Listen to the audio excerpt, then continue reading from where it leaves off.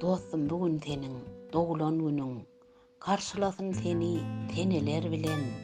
Anamın umydun bebesin seni. Kabul et yürekten arzularımı. Ağalığım yaraşar, dostluk gelişer.